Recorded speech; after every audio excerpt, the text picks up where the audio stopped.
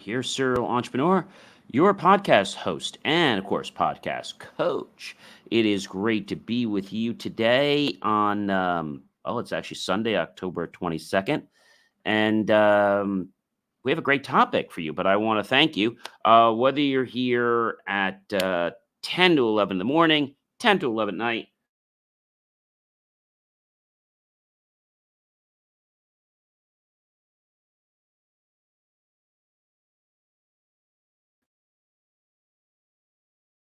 why don't you just pick up that smartphone of yours? I know you know how to do that. Point over the QR code like so, touch the yellow lips. You'll get my link tree as easy as that. If you are not watching me, but you're listening only like on a podcast, well, then simply go to Believe, that's Believe, believemeachieve.com for more of my amazing, inspiring, yes, creations. And so, ladies and gentlemen, you guys know what I do. I'm your podcast coach and, of course, host and specialist in helping businesses tell a story that leads to them growing and being more scalable and, of course, profitable. All right. I typically work with companies that bring in 10 million or more that have a story to tell, whether they know the story or they want me to find the story. I can definitely do that for them. I also work with aspiring podcast hosts of all areas around the world, helping them grow their podcast, help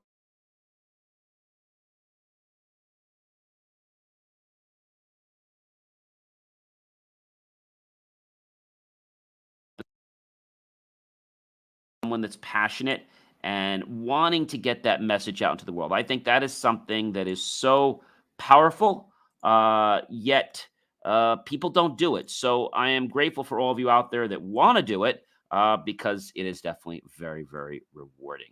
All right, so let's get right into our master topic, shall we, everyone? All right. What part of your brain controls motivation? Whoa, that's a very, very, very good question. So, we're going to dive into something called the amygdala. Okay, so the amygdala is known as the emotional powerhouse. It shapes your motivations and connects emotions with actions. So, you might be saying, hey, John, where is the amygdala?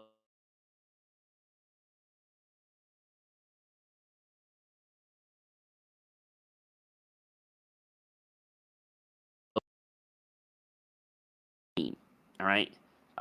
There is something called the cerebral cortex. It's below that, and it's actually below the visual thalamus. So the amygdala is very powerful. The amygdala is in the limbic system. It plays a key role in how we're able to assess and respond to environmental threats and challenges by evaluating the emotional importance of sensory information. The amygdala is also involved in trying to figure out emotional meaning to our memories, reward processing, and decision making. And it's stimulated electrically.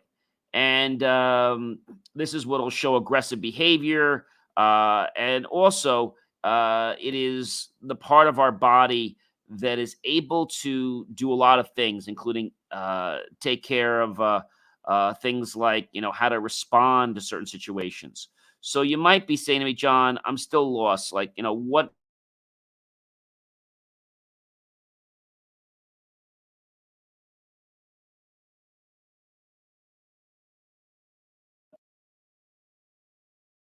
these things happen in people's lives, not because they want to, but because they just kind of creep in.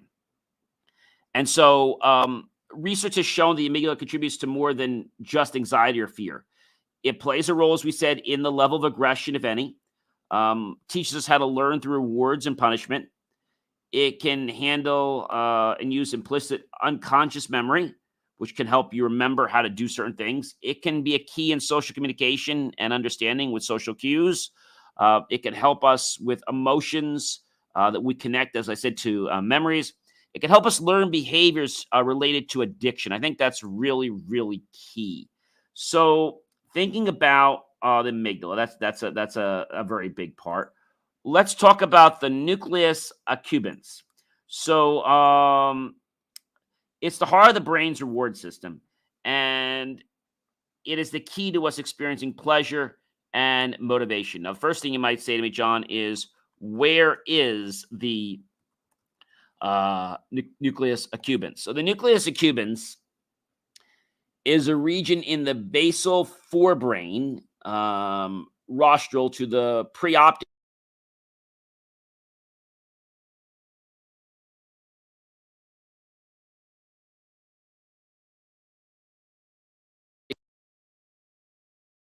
and it is above, like I said, just above the base of the brain.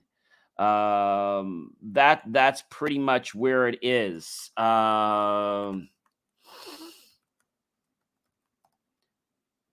I will tell you that this um, organ in our body, okay, is responsible for a lot.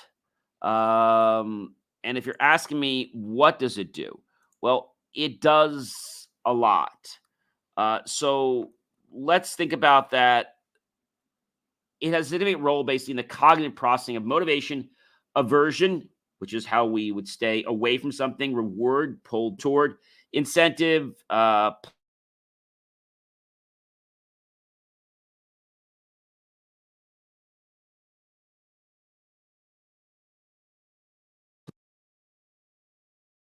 motivated to actually log all my food, going from 250 pounds to 169. That was actually key because of the nucleus accumbens, because what it did is it had me keep driving to making those steps. Okay. And the thing about it is that it's a very key powerhouse. I'm going to say it's like the CEO of your motivation. All right. It's like a CEO of your motivation. And the thing about this organ is that a lot of people don't realize how powerful it is. But this is the organ that either gets us to do what we want or keeps us away from what we are like desperately wanting to do. Um, I think a lot of people don't understand this organ. And it's very interesting because this organ is the key, okay, to being able to help us achieve those promises that we are trying to put into our brain and into our body. Uh, the thing about the nucleus accumbens is that it's very powerful, okay, and it's key to mediating any kind of behaviors. And so, if we can understand that this is a key component and we know that it's responsible for this, um, it's important to understand how it works. Um, the nucleus accumbens can also help with a new sleep routine through integration of motivational stimuli. So, what happened with me losing weight was I had this cell phone, and this iPhone kept getting in the way of my seat all the time. And so, no one had told me to lose weight, but I wanted to do it on my own. And so, that was a motivating factor to me to actually get me to want to lose weight. And of course, now feeling great about it,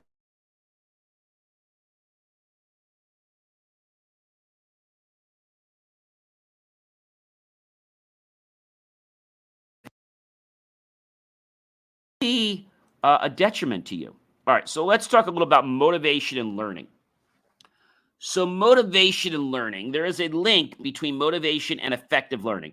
When we set out to study, if we become curious about something, that's why I tell people if it's science or whatever subject it is, if you're not curious about something, you can try to learn it, but it won't stick as well. If you become curious, the natural neural pathways will form in your brain to other things that you already know. It's like our foundation in life has to be built, and then we can build upon it. Let me give you an example. Um, let's talk about how we build a house. So how do we make a house foundation? Let's talk about that for a moment. So, building a foundation is not a simple process. There's a lot that has to go into it. There's different types of foundations. Right? There's basement foundations. There's building foundations. Right? Um, there's foundations for a garage. There are foundations like you can use things. You can do building supports like spread footings.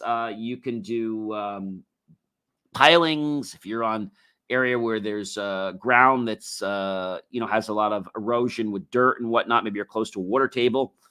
And I think understanding that if we take the time, so whenever we build a home, a store, a building, or whenever we're just trying to build anything, or maybe it's just a 3D model that we're creating, we have to start out with a very strong and solid foundation. If we don't, then that structure will tumble, it will fall. So when we understand that a foundation takes time, and with a solid foundation built, which might take a little time to do, we can then build upon that. So now people say to me, hey, John, what comes after the foundation of a house? Well, the next step after the foundation of the house would be the framing. Now, you can't frame a house, okay, if you do not have a good foundation. So, like I said, some foundations start with frames and then they pour concrete. That's one way to do it, depending on what you're building. So, you complete rough framing is what you do. Floor systems, walls, and roof systems are completed. It is the framing. There are no windows put in yet. It's just a framing. But if we don't have a solid foundation for what to build upon, all that framing will just fall. Let me give you an example. If you've ever had to make a log cabin, or maybe you had to make a fire in the woods, if you don't build a strong base, right, with the right kind of logs and wood, then everything's just going to tumble over. You might figure, well, what does it matter? It's going to burn anyway. Well, if the fire is, let's say, more structured and the right wood sizes are in the right spots, the wood is going to burn a lot more efficiently. I think that's really key. So when we talk about building a foundation,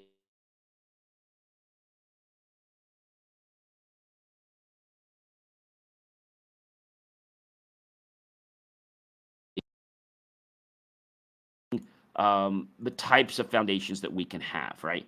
And then once we've done that, we move to our framing. Then after that, we go ahead and move to rough plumbing and electrical and HVAC. Then we get inspections. Then we install insulation.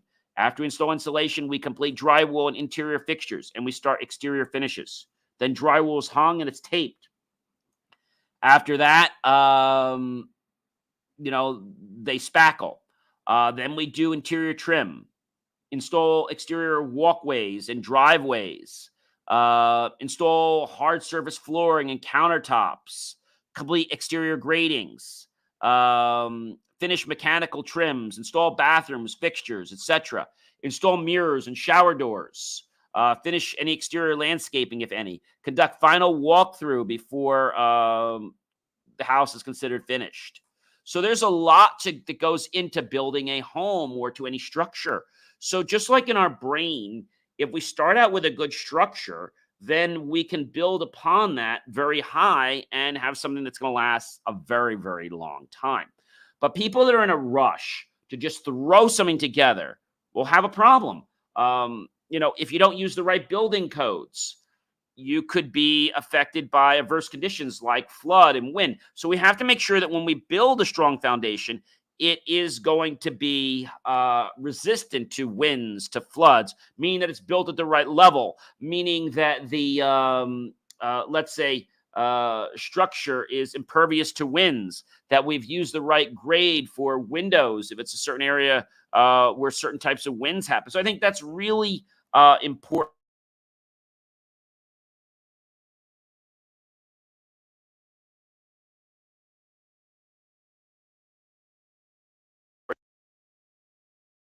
never done science before. So I've asked you, have you ever done measuring before? You're like, not in science. Well, have you ever baked before? Yeah, I've baked. So have you ever had to measure ingredients? Yes, I have. You know how, so have you baked or have you cooked? Both. So you know that in cooking, you can be very forgiving. In baking, you know that there's a big difference between a teaspoon and a tablespoon. It could really, lopside the recipe.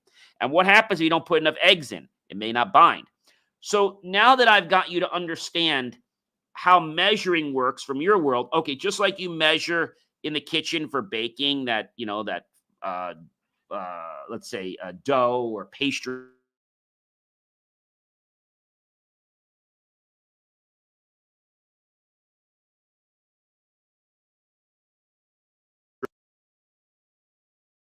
no reaction, or it might affect the entire experiment in another different way. It could change the properties to become a solid. I'm just making things up. So foundations are really key to understand our world.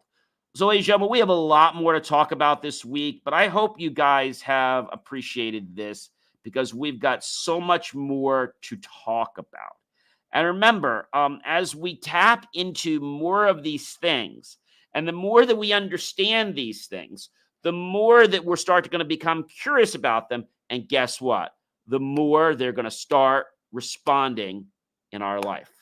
Have yourself, ladies and gentlemen, an amazing rest of your Sunday and a great rest of your weekend, whether it's with family, friends, or significant others.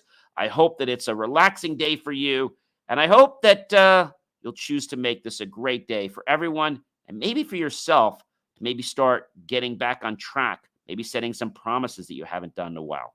Have yourself an amazing, ladies and gentlemen, rest of your weekend. And if you do need to reach out to me, feel free to do that. But if you guys want to know what I do, it's really simple. I am your host and podcast coach and specialist in helping businesses tell a story that leads to them growing and being more scalable and, of course, profitable. I typically work with companies that bring in 10 million or more, and I can help you find that story, whether it exists or doesn't exist. And I'll tell that story to the world and get people curious about what you and your company does. So they'll ask questions, and then they'll potentially want to be clients of yours. Have yourself a great rest of your day and weekend, and I'll catch you guys real soon on the next Inspirations for Your Life show. In the meantime, check out all my great content at believemeachieve.com because there's so much content out there.